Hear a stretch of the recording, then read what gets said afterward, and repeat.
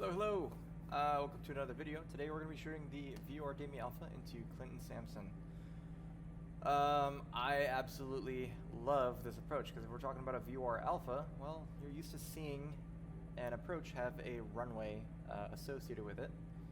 Fortunately for us, that is not happening today. So let's go take a peek at what we're working with today.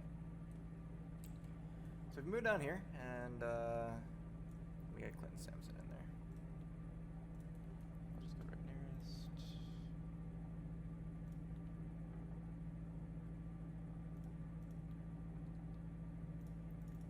There you go. That way the computer knows that we're going to Kctz. We're going to select the approach for the VR Alpha. We're going to start at EOB for the initial approach fix. Minimums, we will get that in as we brief.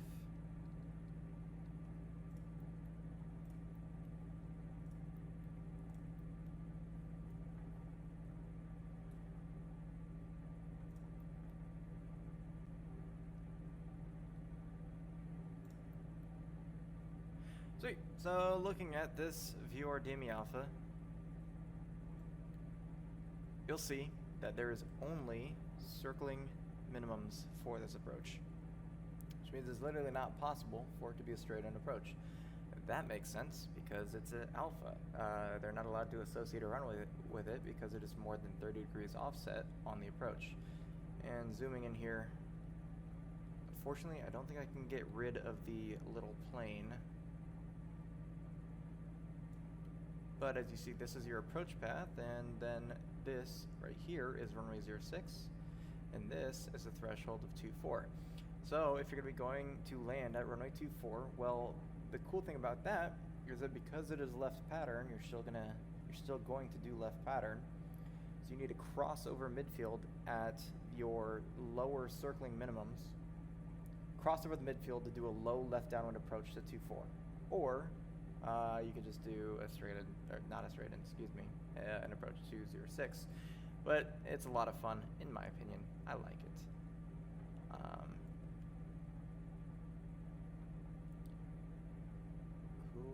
Cool. A lot of you guys use JEPs and charts, so I'll just run through a briefing real quick, just to show you kind of how I might go about it. So this is the approach again to Kctz County. Check the date as always. It's going to be wrong in the simulator for me, but you're always going to check the date, make sure that you have the correct chart. This is the VR Demi Alpha, and then you'd make sure that all your frequencies are set. I don't care to do that, I'm in the simulator. But I do need to make sure, looks like the Fayetteville VR is loaded. I'm going to set it 2 times in my box. Final approach course is going to be 095 degrees, and Agnes, we're going to cross out at 2,000 or above. Our final approach fix. MDA, our MDA, we'll brief that in a second. Airport elevation is 144 feet. MSA around the Fayetteville VR within 26 nautical miles is 2,300. Notes are acknowledged. It's our lighting. Use the local altimeter setting. Cool. We're going to keep 2,200 as we're doing the DME arc. After Alexa, we're going to go down to 2,000, cross Agnes, final approach fix at 2,000, and then descend down to our MDA, in which case we should see the lighting of the airport. If not, we're going to do a straight climb, or sorry, excuse me, a right turn to 2,200 and track the radial 095 and around the fix of Alexa. Cool. Circling minimums here is 760 because we have the local altimeter setting, and we use class alpha for this.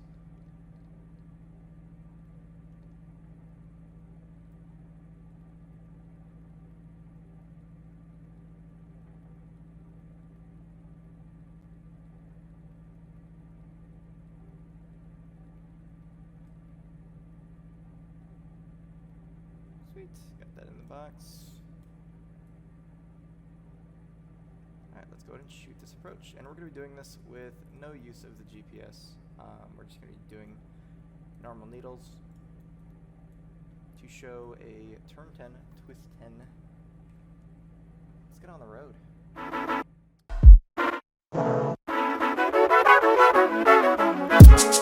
Yeah, it's a lost cause, it's a all night, it's a call me, baby, lonely.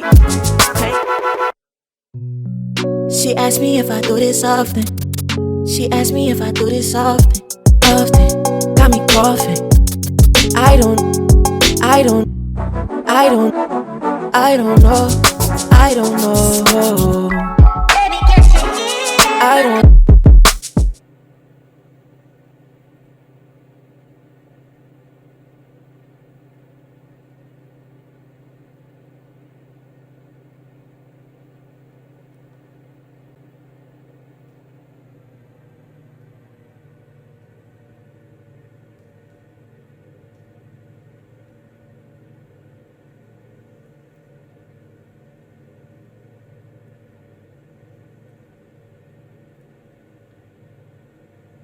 Right, sweet.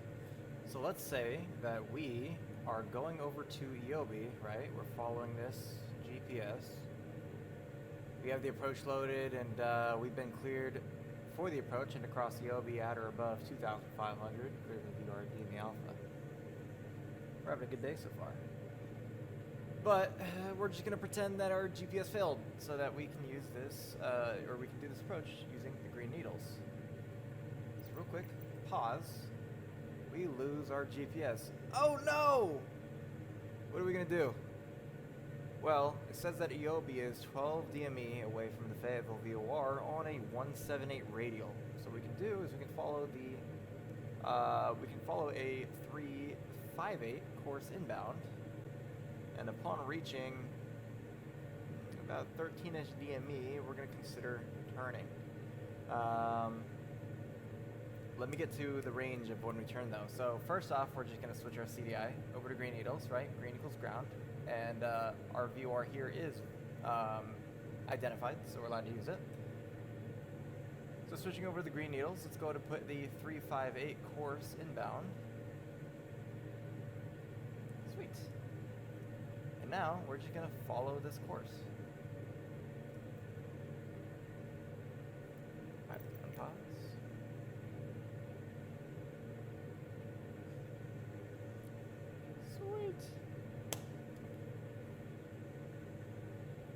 Now, what you can do once you're established, if you want to be proactive, is to, in your second CDI, or excuse me, your NAV2 CDI, you can actually put in the next radial that you're going to be doing.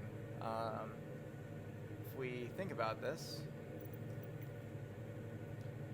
if Yobi is a 178 radial away from the Fayetteville VOR, well, if we're going to do turn 10, twist 10, then it would only make sense for 168 to be the first turn.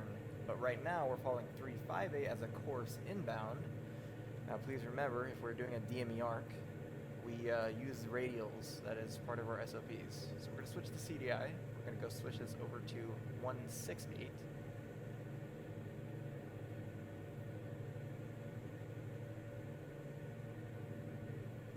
And then once we're established, or we start that turn, you can just switch to the CDI and you already have that prepared.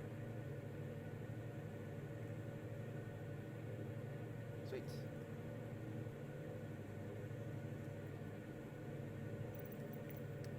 Alright, let's keep this moving.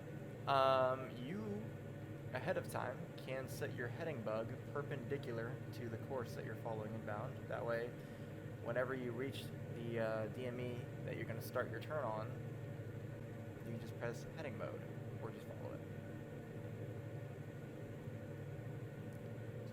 So 088 is going to be perfectly perpendicular.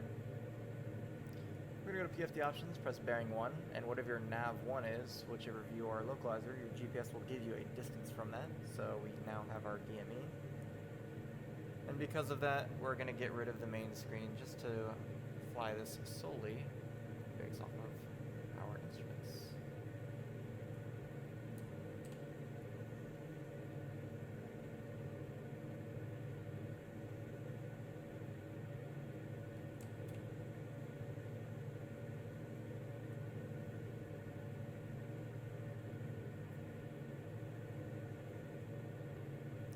Now please remember, your SOPs say that you're going to be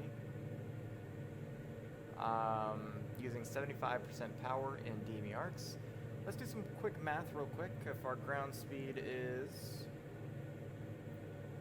I like to use 0.6. If our ground speed is 134, when are we actually going to start that turn? So 134 times 0.6. It gave me 0.4, so 0.8 miles. If the arc is on 12 DME, that means 12.8 is when I'm going to begin my turn, and it should put me directly on 12. Alright, 12.8, I'm going to press the heading bug.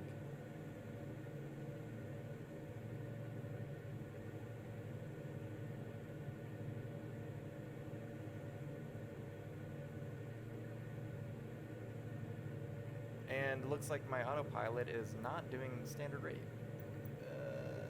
Oh no, it's our standard rate in these planes is about 17 degrees bank, but hey, looks like it still worked enough.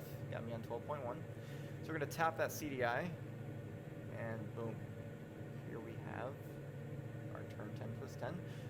Now that we're established, we can descend via the plate. So I'm gonna put the altitude down to 2,000. We're gonna start vertical descent down to 500, and every time there is a pitch change, there's a power change. So we can go back.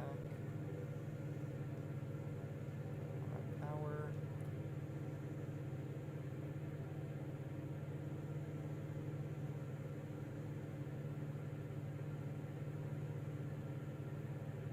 For turn 10, twist 10, please always remember to start with your heading.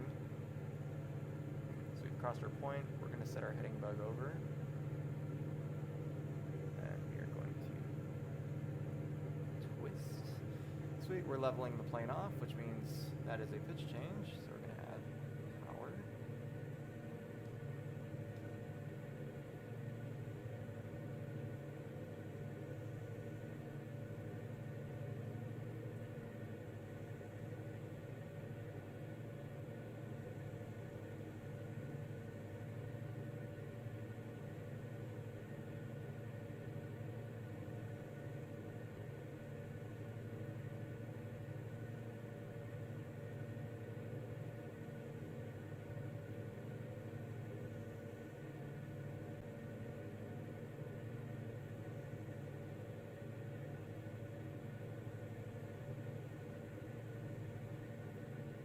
Alright, it's centered.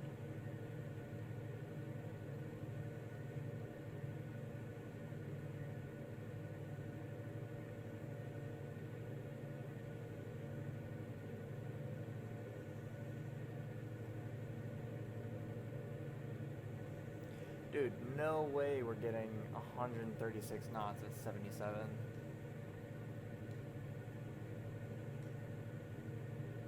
Wheel pants must be modeled in this. We never get this performance. You guys can expect to see about 121.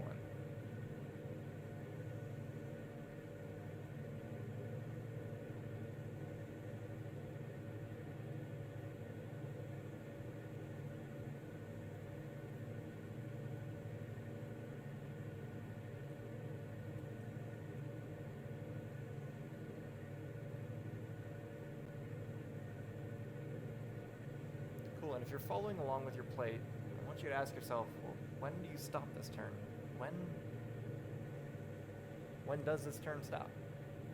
What course am I exiting on? And if you're paying special attention, Alexa is not a flyover waypoint. It is a flyby waypoint. It'll come in handy later.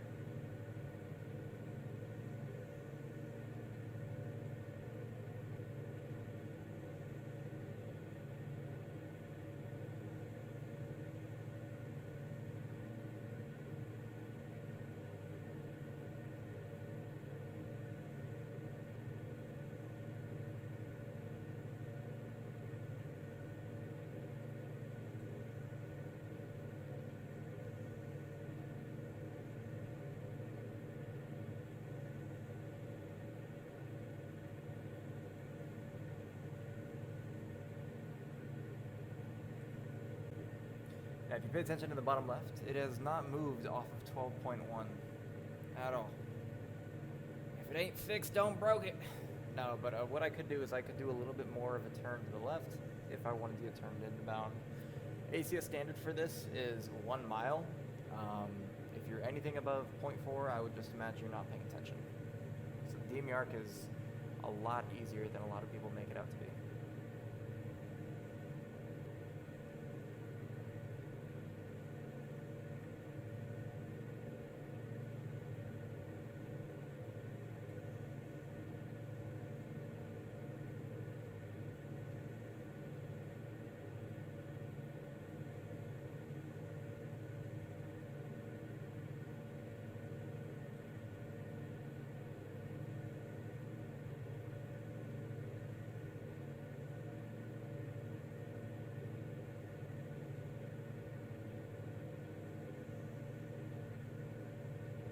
So as I get close to the airport, I like to do my checks just to make sure that when I am flying, I only have to worry about the plate. So, the plate has been briefed. I have my minimums in there. Descent approach checklist is going to be a J, so start up there. Altimeter set, FMS setup is complete. Fuel transfer looks like that is required, so about 2 minutes. Again, don't forget to fly the plane, so I will get to fuel transfer here in a second.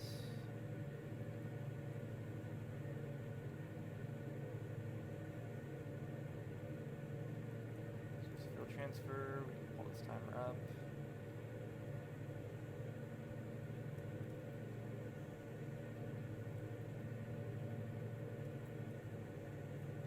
Transfer, remember, identify, cancel. I don't ever want anything flashing at me. Please. Okay, looks like we got a little bit of time. Fuel transfer is going. Parking brake is released. Seatbelts are on. Harnesses, or sorry, seats are upright, and fuel transfer is on.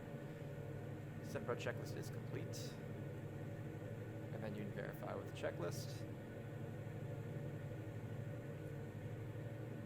There is one thing that I'm missing though, I'll do my check, and that is a VDP. There's not one published on my plate currently. That is a bad thing, because you always need one, published or non-published. You need to have a VDP, so you know, so I'm going to calculate that really quick. Looks like it says 760 MDA and MSL, 616 is the AGL, so I'm going to go do 616, and if I want a 3-degree compliance, it'll be divided by 300. So it looks like I need to see the field within 2 miles from the field in order to make a descent using normal maneuvers. Now here I put in my final course, 095, and as we see it's starting to intercept. So I'm going to select nav mode on the VOR so that we can follow this course outbound. And again, remember, if you're not using your heading bug, please reset it to your final approach course. Now that we are no longer in the arc, and or if you're within 3 miles of your final approach fix, make sure to pull your power back to 50%.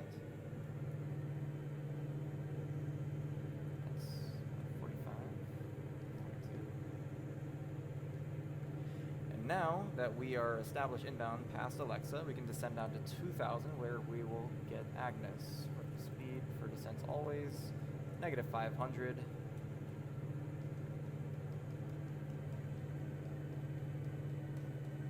It's hard to fly with an Xbox controller, I'll tell you what.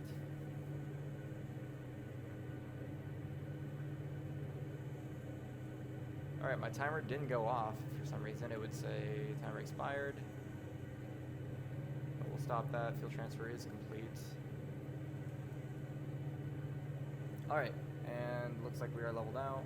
Pitch change, compensate power change. We're going to go back to 50. Now, Agnes appears to be 20 DME from Fayetteville. Well, how on earth am I going to hit my SOPs? Well, okay, ignore this top command bar that tells me how close I am to Agnes, right? I'm gonna cover that out.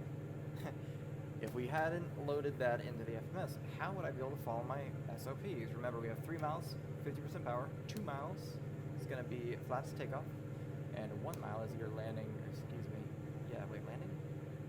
landing checklist for non-precision approaches.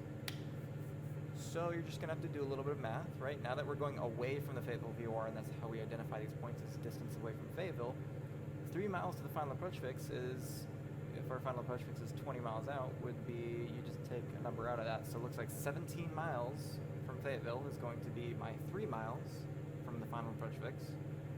So at 17, I'm going to pull power back to 50, but it already is, right? We're no longer in the DME arc. 2 miles, so 18 DME, I'm going to go ahead and get my takeoff flaps. 19 miles, I'm going to go ahead and complete my landing checklist. If it helps at all, go ahead and write your configured calls on your chart, usually for non-precision approaches though, with your MDA being so much higher. Alright, that is 3 miles to our final approach fix, you see in the bottom left. But yeah, usually with non-precision approaches and our MDAs being higher from the ground, you're usually not going to be able to make your stable call. Usually your stable call will either be below or 20 feet at or above your approaching minimums call. So don't be worried about the stable call when it comes to non-precision. Just get your configured call and your approaching minimums, and I will take that.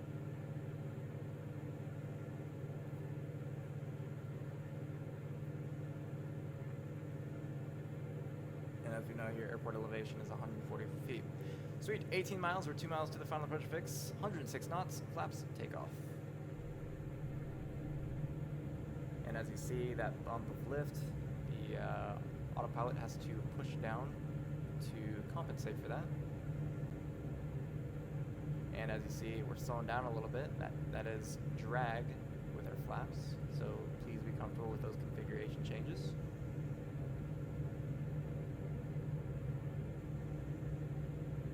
And right about now, before I descend, I like to go within plus or minus 10 of my VREF. Just be proactive, be ahead of the plane. This week we're 1 mile from Agnes. So we are going to complete, so flaps takeoff, landing check is complete.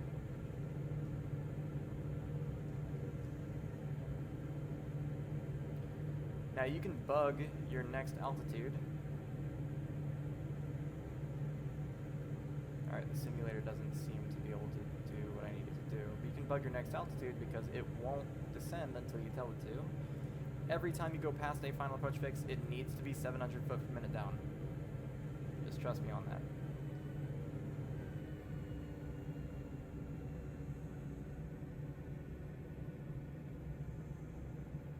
Alright, so we are within plus minus 10 of VREF. I like to hold 82, give yourself plus 5 minus... Oh god, I can't do math when I'm flying. Sorry, plus 5 minus 15, thank you. 1,144 is going to be my configured call.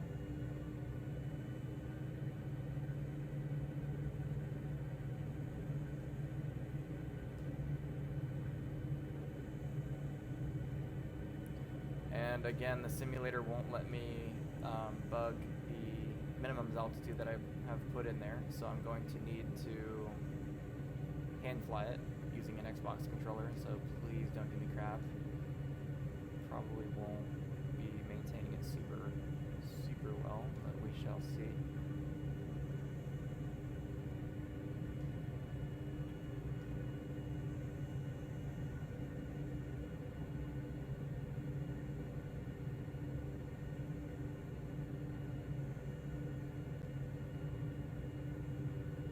Alright, 1,000 configured.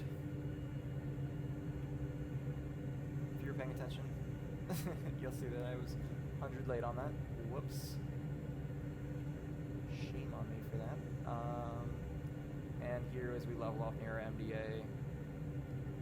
Alright, I'm gonna have to disable that. Oh, don't go visual.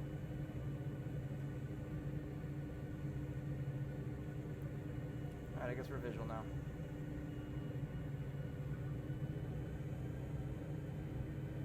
Yeah, do not ever descend below your MDA. That is the biggest thing.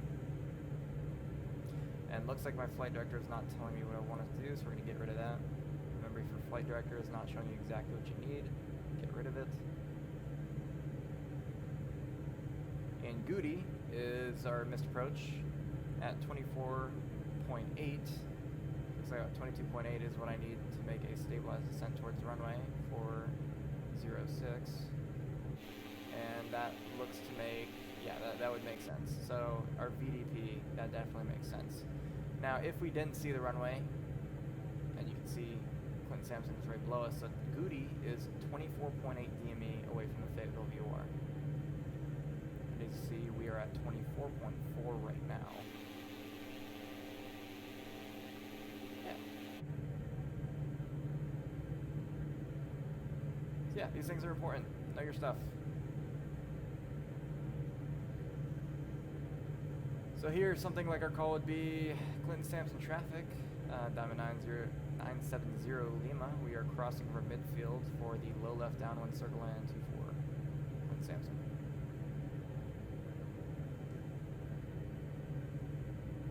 And now we have We don't have expanded circling minimums on this approach if you were to brief the safe area. So 1.3, we need to stay within 1.3 nautical miles of either threshold.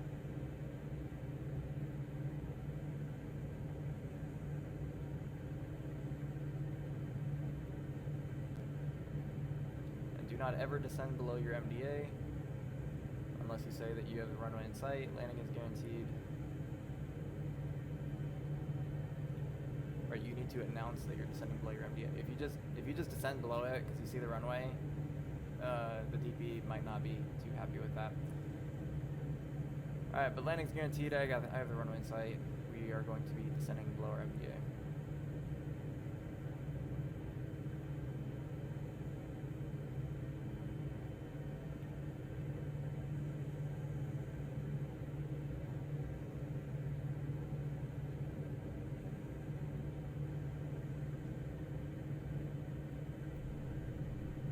Knots, flaps landing.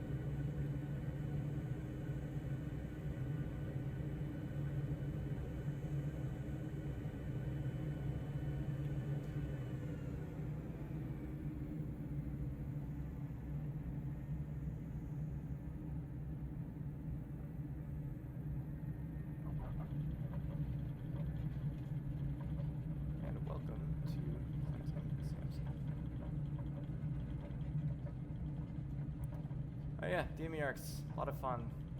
Don't get, what's the word I'm looking for? They might look intimidating. Don't get intimidated by a DME arc. They're not bad. Get familiar with the turn 10, twist 10. Bearing pointer method is also something you can do. I can almost guarantee that if you look up a random YouTube video, they will explain it 10 times better than I could.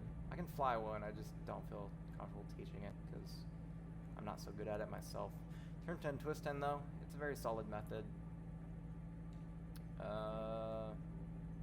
Cool. Thanks for watching.